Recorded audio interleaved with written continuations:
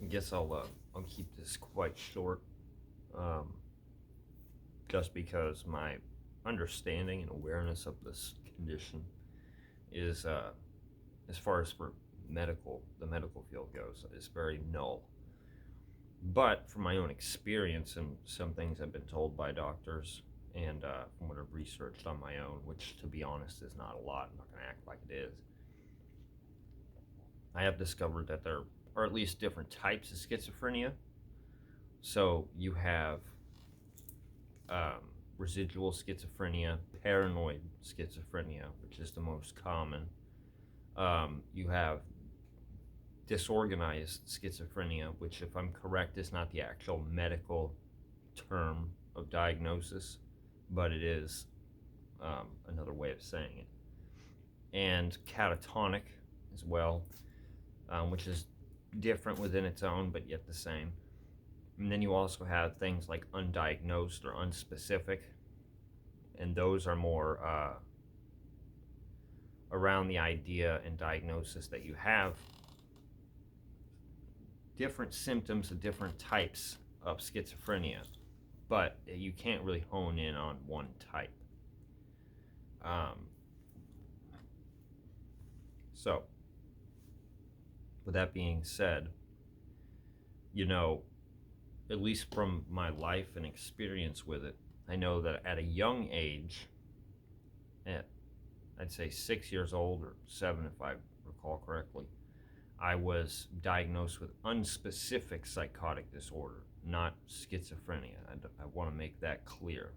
And from what I've been told, the reason for that is because they, medical professionals like psychiatrists, psychologists, doctors, and all that don't really think it's too ethical, I'd assume, to diagnose such a young child with a serious mental ailment. And a part of the reason why it's so serious, if I haven't mentioned already, is because it's there's not a lot known about it, but there's a lot known about it.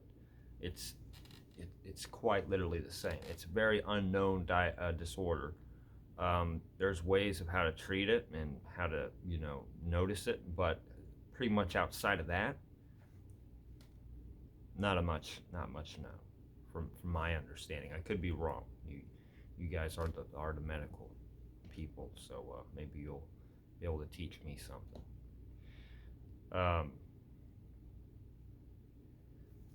So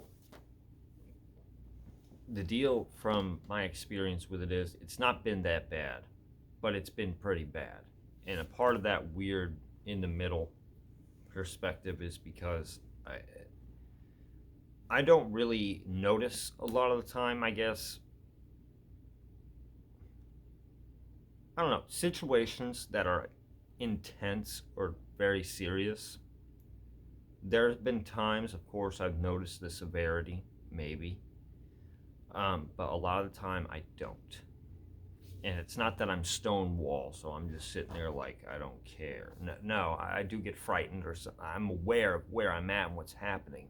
But to the severity of situations or the true intensity of it, I completely lack awareness of that, and sometimes used to make a joke out of it.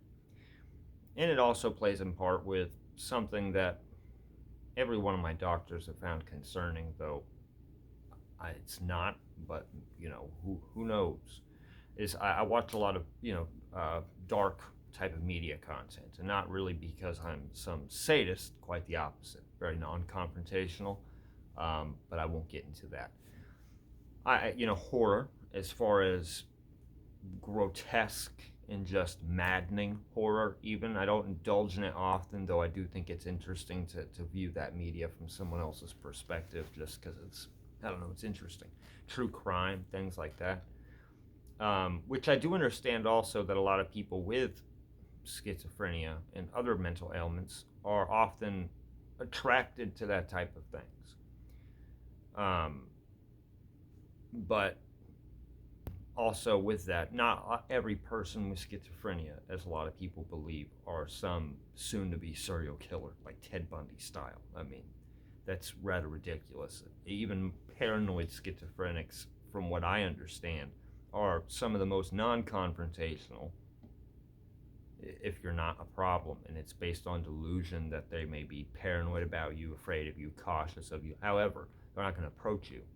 If you think about it, if you're in such a state of delirium and delusion to where paranoia and fear takes over you, are you going to want to just, go straight on for anything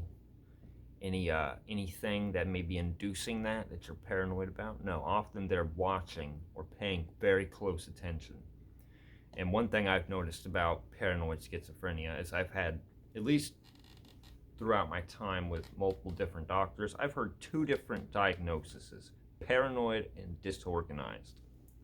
So those two, though, can play the same part pretty well, and that's its own other specific type of schizophrenia. I don't remember the name of it, but yeah, that's that. But I never really get that hostile, and if I do, it's towards myself. Sometimes for unknown reasons, often not based on like depression, suicidal, though that's happened. Most of the time, when I get suicidal, and this is always something that's tough to get a lot of people, except medical professionals, to understand. Even then, I don't feel like they fully get it, but they're aware of this type of behavior with other people. Is that it's not based on sadness or depression, I guess. I guess you'd say it's more of I'm just very tired of this, and I'm aware I can put an end to this all on my own hand, for this is like a nightmare. Now it's not really in my life. It's gotten better, over time, thankfully, and can only hope it stays that way. But alongside with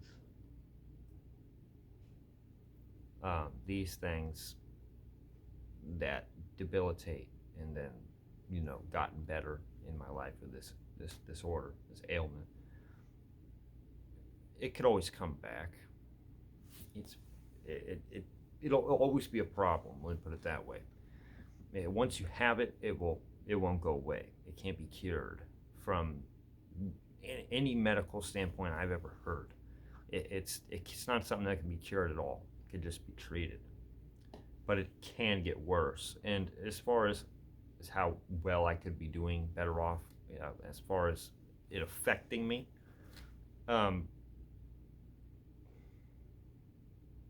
it could kind of happen at any time, and it'll always happen. I'll always have episodes, if you will.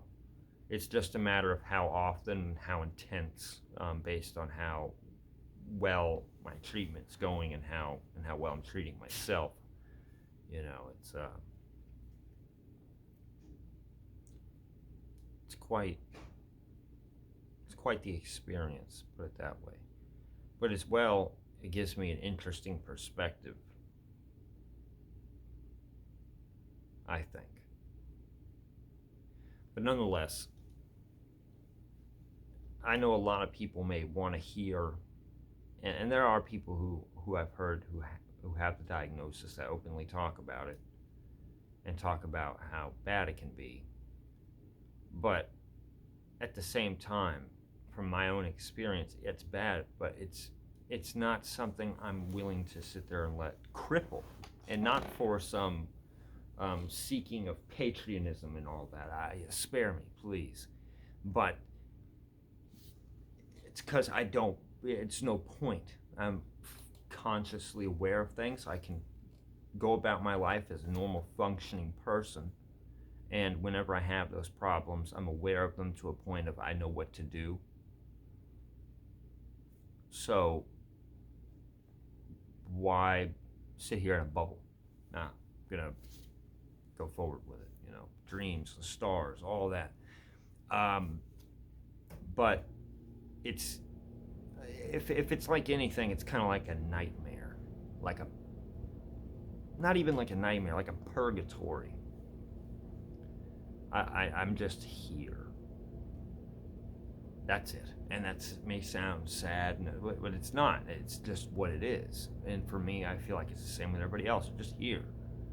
And, like, I don't know.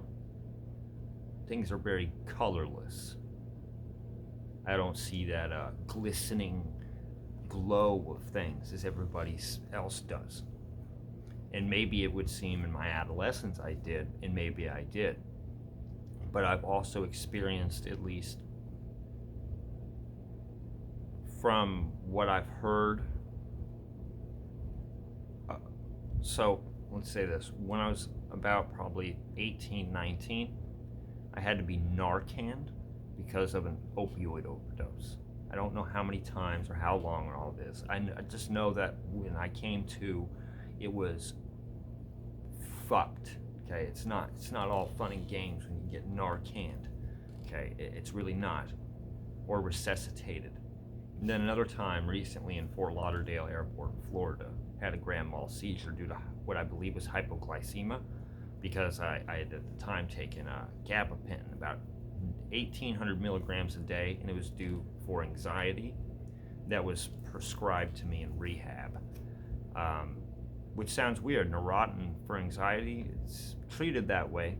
Often, from what I heard, it's prescribed to people in rehabs or things like that. People who are coming off of things like cocaine, even and alcohol. But it's also, of course, mostly a neuropathy and anti-seizure medication. Although, little did I know, given I was very nervous of the situation, I had to be resuscitated on that. And I can say both times that and other experiences that I don't quite get at the time, they do make their way into the subconscious, if you will. So I'm aware of, I guess, I don't know how to put it. It doesn't make me sit there and blubber and go nuts, if you will, in an emotional way. It more or less just screws in my head in a moral way. And it kind of takes me to a weird state of who the fuck do you think you are kind of thing. I don't know how to explain it, is I guess my main point of even everything I've said so far is my own experience. I really don't know how to explain it. I just know that it's not as bad as a lot of people would say, as far as, well, it's not always so severe, but a part of what makes it a severe diagnosis and illness at all is because that can change very quickly. Someone can get it in their adolescence or their younger adult years, and it may not seem that bad at first, but you're aware of it, and it'll just get worse, which does happen with a lot of people. And I feel like there needs to be more, research about that, because I don't know. It definitely sucks that I'm not able to see things the way a lot of you would, or a lot of other people. I don't, and it's not a matter of, oh, there are things to be done or said that can convince me otherwise. That there's not. I know that for a fact. Yeah, I mean, especially this far in my life, though it not being long, trust me, I've tried to find it, and it's just not something I'm going to get. But that's not a saddening thing either. It's just a neutral state of awareness, as this is just how I see the world. Not as negative, not as positive, though at times with my emotions, based on situations, it could be severely negative. I get very angry. Or it could be very positive. I get overly joyful. And those spark all kinds of thoughts, delusions. It may affect me for a little while, but I usually bring myself back in this neutral state where it's just, you know, you explain to me how terrible the situation is, and my reaction is I don't even see what's the deal. Like it's just life. It's a weird thing to say also, because a lot of people take it in a weird way, don't understand what I mean about it. It's not meant to be felt. It's just an acknowledgement of the situation we're all in, and the lack of my perception compared to yours, and vice versa. That my perception is dulled but heightened in other ways. And how I know it's heightened is I have a very outside looking. A lot of the time I watch people, I pay attention to what people do. And I know that's, from what I understand, a part of the paranoid schizophrenia. I'm very observant, and I can piece things together, sometimes relatively quickly. Sometimes I'm delayed, so there's a slow reaction to things. All in all, it's been hell, but it's been an experience, to say the least. It's especially, I won't get into this too much, but we'll just vaguely say, from seeing a lot of different people's positions, places, and perspectives over time, recently, and up to now, and now moving forward. I like having a intense passion for discovering and learning about weird things, and overall thinking about basic things that are factual, based in science, history, philosophy, whatever, and taking and thinking about those maybe questions or scenarios, whatever I just learned, to such a point where a perspective is placed that I think is often insane. And I tell somebody, or I may open up with one of my friends about it, or I just mention it to multiple people. And usually the reactions I get are very confused, but very enthralled. Or maybe not enthralled, but a lot of people think I have something to say, though I don't think I do. I feel like it's a lot of nonsense. But who knows? And I just want a lot of you to be aware that there's not a lot of questions I can vaguely answer. To have specific questions, I can maybe provide more in depth. But even as a person with it, it's hard to really see what it is as what it is, I guess. The way I see it is it sucks, and it'll probably be the death of me. But I don't think it's any way to sit there and think about shit negatively. And while I got the opportunity to, breathe and make myself useful, then I'm going to. Nonetheless, it's madness. There's all different kinds of it, but it's madness. And I feel personally, it probably make me sound insane, I feel personally that schizophrenia might be in a specific region of consciousness, existence, and life, and all that, a heightened state. It's just very that path hasn't been made. So of course there are going to be problems, not understood, not controlled, not dealt with, not smoothed out, if you will. Still a wild lands. But I have noticed from my experience the negatives, the obvious things you hear all the time with other people, yeah. But I've also noticed that it's interesting, very interesting. And there's a lot to be learned. There's a lot I wish I could just openly speak on. The reason I won't is because it does sound very fucking delusional, because it's not based on any medical literature, and often is based on mysticism. And not that it has anything to do with, spirits. No, no, no. Just more of a different state of human consciousness and perception that's not, again, not paved, that there's not been a path paved through it. So it's just,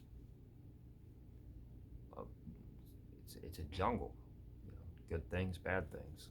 Most things, it seems, want to kill you or want you to do it. And maybe without this disorder, my perception and overall place in life might have been a little lighter, a little happier, a little more, giddy. But I'm not at all dissatisfied with where I'm at. Not at all. No point in wishing for something that isn't gonna be. But again, I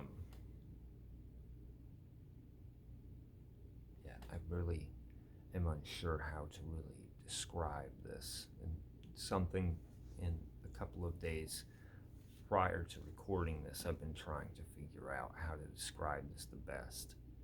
But I really don't, to be honest with you. From my own experience, it's been maddening and nightmarish.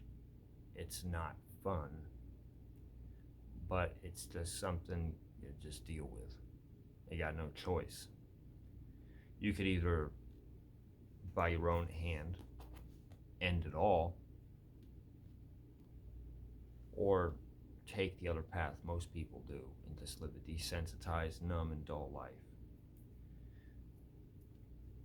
Or if you want to take it within a perspective of, say, as a little ha-ha for you, is you want to take it in the perspective of a Marine.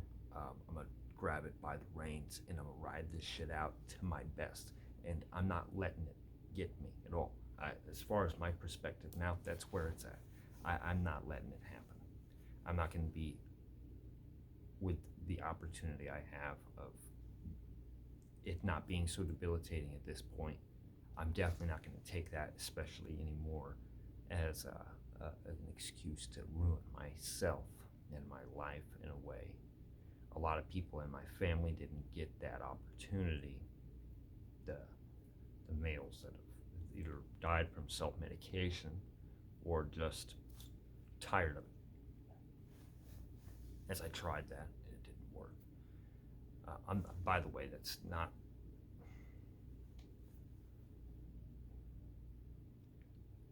Point is, it's quite the experience, but I wouldn't wish it on anybody because it's been beneficial for me. But there are other people that get it far much worse, and I couldn't imagine that kind of hell. That would be a literal hell.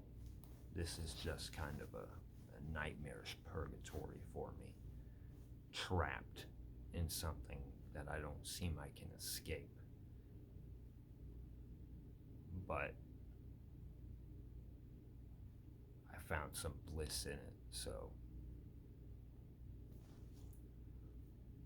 hopefully this was somewhat helpful.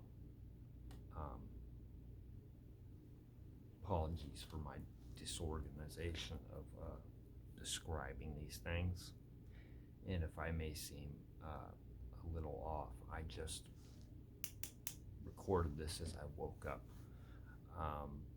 Reason being, honestly, is having some strange dreams when I woke up. This was what came to mind to do this, like now, because we're low on time there, right? Nonetheless, I don't really know how helpful this was. I couldn't imagine it being too helpful given the medical literature. But from a perspective of dealing with it, that's just a few words to describe it: maddening and nightmarish, and like a purgatory. Things are very lifeless and gray. That's not negative or positive, because those two just don't exist. Sometimes will show themselves in my life. But overall, it always brings me back to this state people can call desensitization, I guess. And maybe it is, but it's not debilitating, and nor is it a problem. So, you know, is what it is there.